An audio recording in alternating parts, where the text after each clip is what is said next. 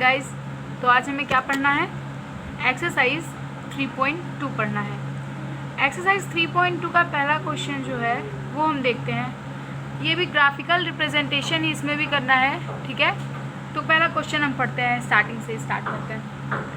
From the pair of linear equation in the following problems. इन दोनों में आपको पेयर्स ऑफ लीनियर इक्वेशन बनाने हैं, following problems, and find their solution graphically. और इसके सोल्यूशंस जो हैं आपको ग्राफिकली सॉल्व करने हैं, मतलब ग्राफ रिप्रेजेंटेशन करना है। सिंपली क्या करना है? ग्राफ रिप्रेजेंटेशन करना है।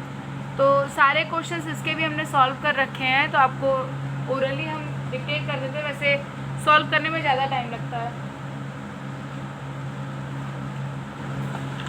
तो पहले क्वेश्चन का पहला ये है। अब हम पहला क्वेश्चन पढ़ते हैं। 10 students of class 10th took part in a mathematics quiz। 10 student class 10th के मैथमेटिक क्विज में पार्टिसिपेट करे हैं। If the number of girls is 4 more than the number of boys, find the number of boys and girls who took part in the quiz। ठीक है, तो ये तो simply हम ऐसे सॉल्व कर सकते हैं कि बॉयज़ को x मान लिया, गर्ल्स को y मान लिया, ठीक। तो x plus Y equals to 10 student हो जाएंगे। और गर्ल्स का क्या बोला है? If the number of girls 4 is more than the number of boys, मतलब जितना नंबर ऑफ बॉयज़ होगा, ये नंबर ऑफ बॉयज़ है, नंबर ऑफ बॉयज़ क्या है आपका? x है, तो 4 ज़्यादा होगा किससे? नंबर ऑफ बॉयज़ से, ठीक है। तो वही है, और फिर y की वैल्यू इसमें रख देंगे तो आपका आ जाएगा। देखते हैं कितना आता है। y की वैल्यू इसमें रखेंगे, x प्लस x, ये हो जाएगा 10, उधर जाएगा ये 2x, और ये हो जाएगा 10 माइनस 4, ये क्या हो जाएगा? 6x 2, ये 3। गर्ल्स जो बॉयज़ थे वो 3 थे, और गर्ल्स जो थी वो आपकी कितनी थी? 7 थी, ठीक। तो यही था। ये तो सिंपली निकाल दिया इक्वेशन बना के, लेकिन हमें इसको ग्राफिकली रिप्रेजेंट करना है। कैसे करना है? ग्राफ से रिप्रेजेंट करना है। तो यहाँ कैसे हमने करा है? तो यहाँ पे वैल्यू तो मिल गई है, लेकिन मानते चलना है यहाँ पे वैल्यू फाइंड नहीं करनी है। फाइंड तो हमने कर दिया। Let the number of girls be x and boys be y and the total number of student is 10। तो पहले क्वेश्चन तो यही बोला था आपका, ठीक है। Therefore x plus Y equals to 10। x plus y मतलब number of boys plus number of girls equals to total 10 students. According to question number of girls is 4 more than the number of boys. जैसा कि हमने इसमें आपको बताया कि number of girls is 4 more than number of boys, तो यहाँ y मान लिया है उसकी जगह पे। x, यहाँ पे x गर्ल्स है और y बॉयज़ हैं, तो number of girls is 4 more than, मतलब जितने बॉयज़ हैं उससे 4 ज़्यादा है नंबर ऑफ गर्ल्स, ठीक। To represent the graphically 3 solution of each equation is needed. हमें पता है 3 सोल्यूशन ज़रूरी होता है ग्राफिकल रिप्रेजेंट करने के लिए। From the equation first we get x की वैल्यू ये, y की वैल्यू ये, x की वैल्यू फिर y, x y, ये भी 10 होगा, ये भी 10 होगा, ये भी 10 होगा, ठीक है। तो अब आते हैं दूसरे वाले पे। ये इक्वेशन आप ध्यान से देख लीजिए, x equals to y plus 4 है, क्लियर। तो अब हम नेक्स्ट पेज पे चलते हैं, जो कि ये है। x की वैल्यू यहाँ 5 होगी, तो क्या था? ये ना था, x इक्वल्स टू, ये अलग है, x equals to y plus 4, यही था। तो x की वैल्यू 5, y की वैल्यू 1, 4 प्लस 1 5 इक्वल्स टू 5। वही यहाँ पे 4 0 3 माइनस 1, ठीक है। तो यहाँ माइनस में आ गया है, इसलिए हम चारों क्वाड्रेंट बनाएंगे, जो कि हमने बना रखा है। चारों क्वाड्रेंट बनाए, ये पहला, ये दूसरा, ये तीसरा, ये चौथा।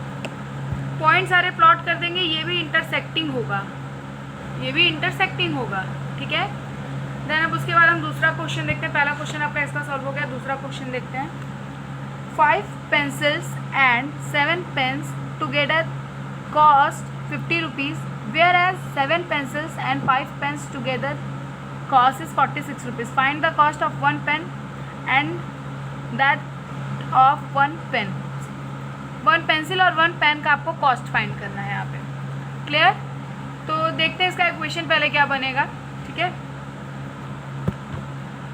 let the cost of one pencil is x rupees and let the cost of one pen is y rupees. ठीक है. According to the first case 5x plus 7y is equals to 50 rupees. पहला equation ये है. According to second condition 7x plus 5y is equals to 46 rupees. 46 rupees. ठीक है. To represent graphically three solutions of each equations is given below. ठीक है. From the equation 1 we get x is equals to क्या रखेंगे 50 minus 7y upon 5.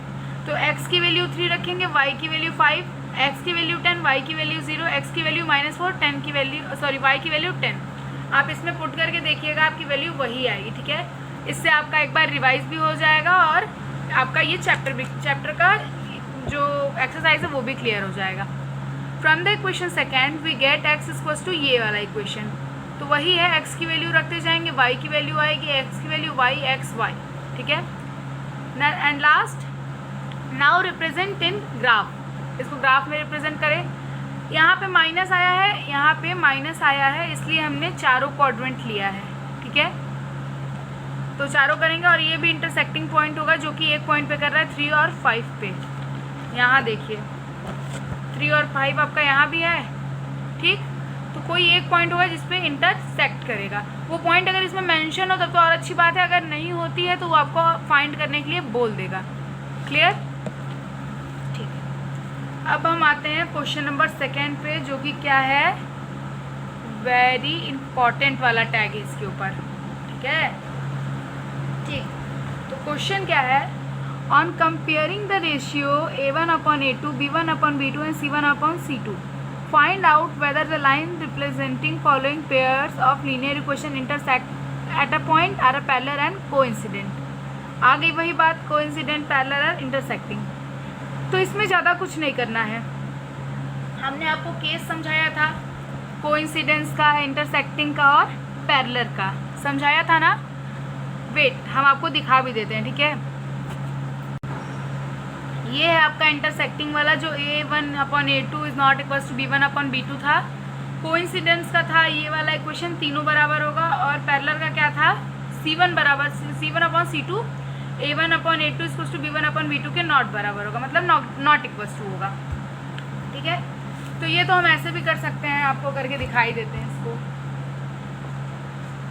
क्योंकि ये ज़्यादा long नहीं है तो ईजिली आपका सॉल्व हो जाएगा. पहला क्या है, 5x minus 4y plus 8 equals to 0, ये पहला इक्वेशन है. दूसरा 7x plus 6y minus 6y minus 9 equals to 0. Clear. 5 upon 7 equals to 4 upon 6 equals to 8 upon 9. यहाँ तो कोई भी बराबर नहीं है, तो क्या होगा, कैसे होगा. ठीक. अच्छा क्वेश्चन है. ठीक है. तो यहाँ कोई भी बराबर एक दूसरे के नहीं होगा, तो ये क्या होगा, इंटरसेक्टिंग होगा. क्यों होगा intersecting, 5 upon 7 is not equals to 4 upon 6 पढ़ा था. ये छोड़ दीजिए, अगर आपको इसका कॉन्सेप्ट ना समझ में आए तो अभी हम समझा देंगे, अगर ना समझ में आए तो इसको छोड़ दिया करिए.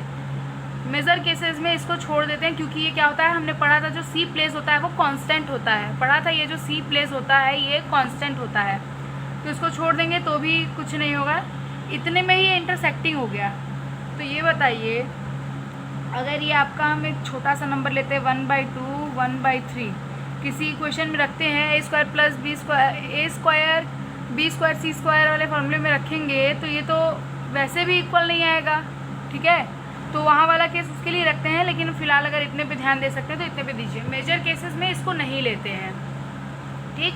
अगर यहीं पे नॉट इक्वल टू है तो सिंपली क्या होगा, 1 इंटरसेक्टिंग पॉइंट आपको मिलेगा. क्या मिलेगा, 1 इंटरसेक्टिंग पॉइंट मिलेगा. दूसरा भी उसी तरह है. दूसरा क्वेश्चन क्या है, ये है ना दूसरा क्वेश्चन, यहाँ करते हैं.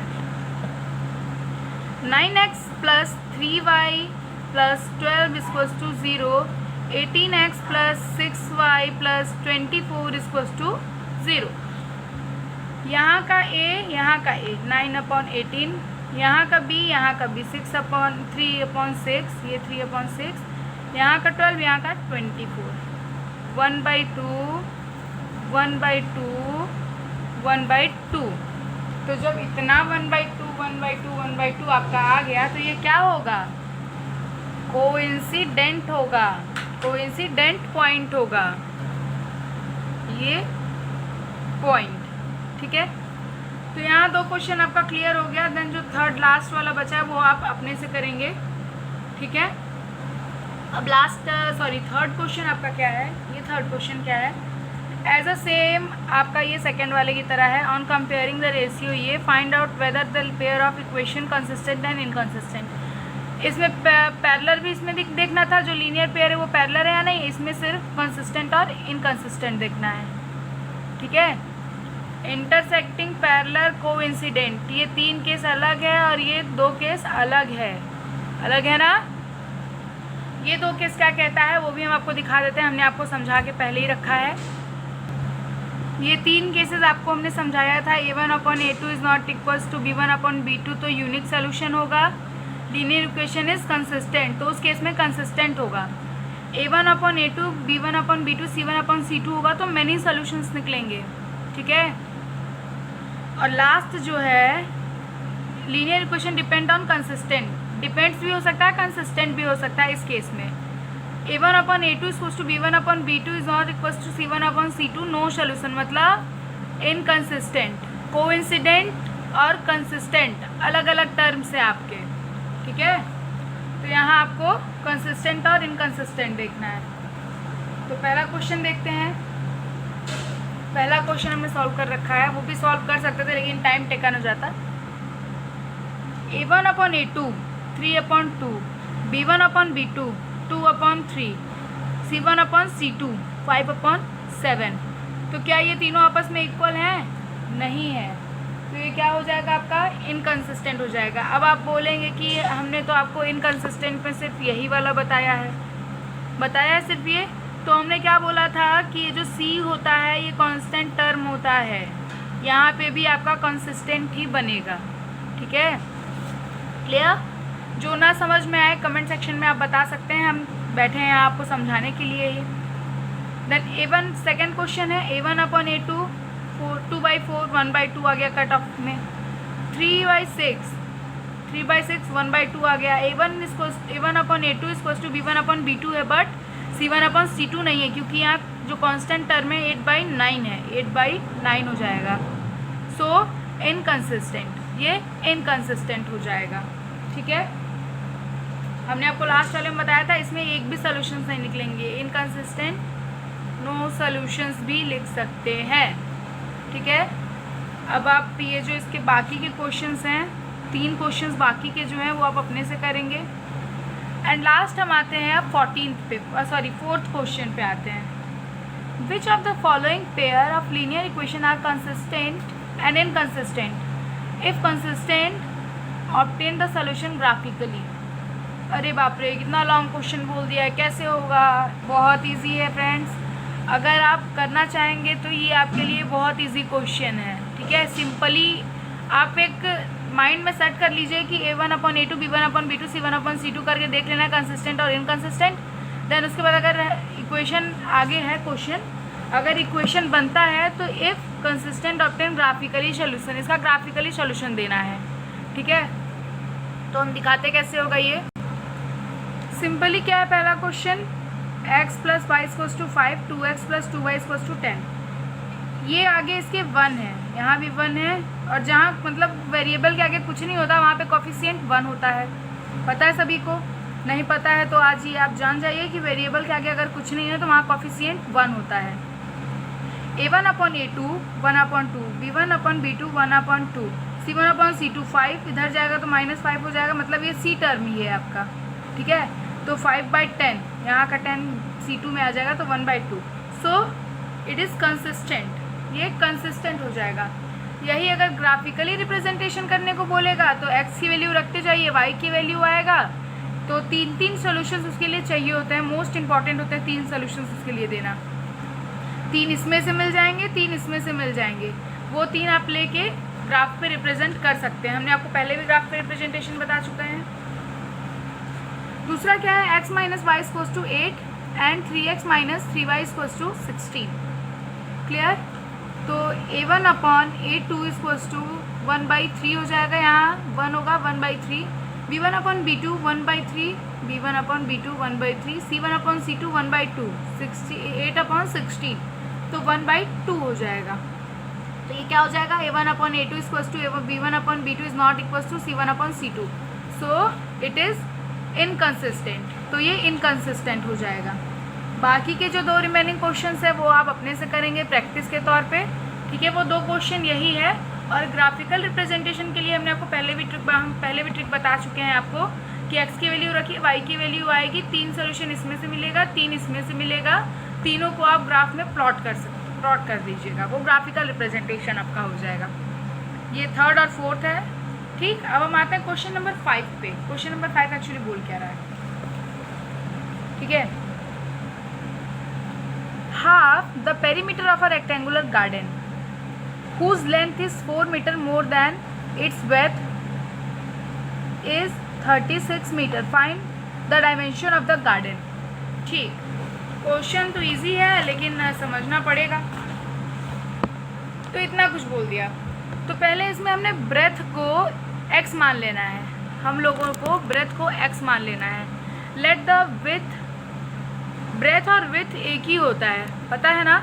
Late the width be x and the length be x plus 4, ठीक। एंड देयर हाफ पेरीमीटर, पहले ही बोल दिया है, हाफ पेरीमीटर इज 36 मीटर दे दिया है, ठीक।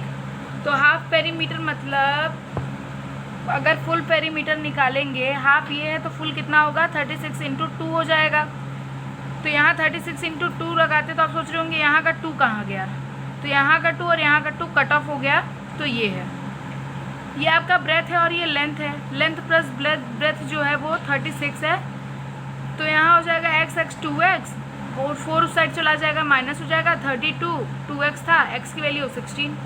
Therefore width is 16 metre and length is 20 metre, ठीक है। तो हमें डायमेंशन ही निकालना था। ये जो है इसका डायमेंशन क्या होगा, ये L और B, हमें L ही और B भी निकालना था, दोनों ही निकालना था ना, तो हमने निकाल दिया, ठीक। क्वेश्चन नंबर 6 अब क्या बोल रहा है वो देखते हैं। आई थिंक इसमें सिर्फ एग्जाम्पल देना है आपको। Give the linear equation 2x plus 3y minus 8 equals to 0। Write another linear equation in 2 variables such that geometrically representation of the pair is form so, ठीक है। तो ये जो क्वेश्चन है, क्वेश्चन नंबर 6, ये आप अपने से करेंगे तो ज़्यादा बेटर होगा, क्योंकि हमारे पास इसका एग्जाम्पल पहले से ही होता है, क्योंकि हमने सॉल्व कर रखा है। तो ये ऐसे क्वेश्चंस होते हैं जो आपको अपने माइंड से सॉल्व करना होता है, तभी आप अच्छे से इसको कैरी कर पाएंगे, ठीक है। तो लास्ट देखते हैं, इसका एग्जाम्पल हम दिखा देते हैं आपको।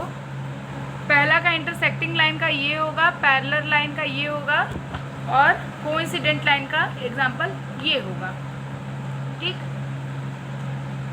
Draw the graph of the equation ये and determine the coordinates of the vertices of the triangle formed by this line and the x-axis and shaded the triangular region। इन्होंने बोल रखा है कि इस ज्योमेट्रिकल जो ये बनेगा, इससे जो डायग्राम बनेगा उससे क्या बनेगा और उसको सेट करना, मतलब अगर वो बनता भी है कुछ अगर ट्रायंगल टाइप का तो उसको शेडेड रीजन में सेट कर देना है, ठीक है। तो हम देखते हैं तो क्या है। इन फर्स्ट केस ये है रिप्रेजेंट इन टेबल, इसको टेबल में हमने बना लिया, x की वैल्यू रखी, y की वैल्यू आया, x की वैल्यू, y की वैल्यू, देन x की वैल्यू, y की value. Now in second case, तो सेकेंड केस आपका ये बोला था 3x प्लस 2y माइनस 12, ये तो दे रखा है इन्होंने। फिर इसका यहाँ पे ग्राफिकल टेबल रिप्रेजेंट कर लेंगे। अब आया ग्राफ का मेन, ग्राफ का चक्कर आया मेन, तो क्या होगा, हैंस रिप्रेजेंट इन ग्राफ। तो जो पॉइंट्स है उसको ग्राफ में प्लॉट कर लीजिएगा। और हमने क्या बोला था कि ये शेडेड रीजन में इसको सेट करना है ना, तो ये शेडेड रीजन में इसको आप सेट कर लीजिएगा, हमने नहीं करा था, हम भूल गए थे, ठीक है। तो आज के लिए सिर्फ इतना ही फ्रेंड्स। तो नेक्स्ट पार्ट में हम आपके लिए क्या लेके आएंगे, एक्सरसाइज 3.5 या 3.6 हम उसमें आपको बताएंगे।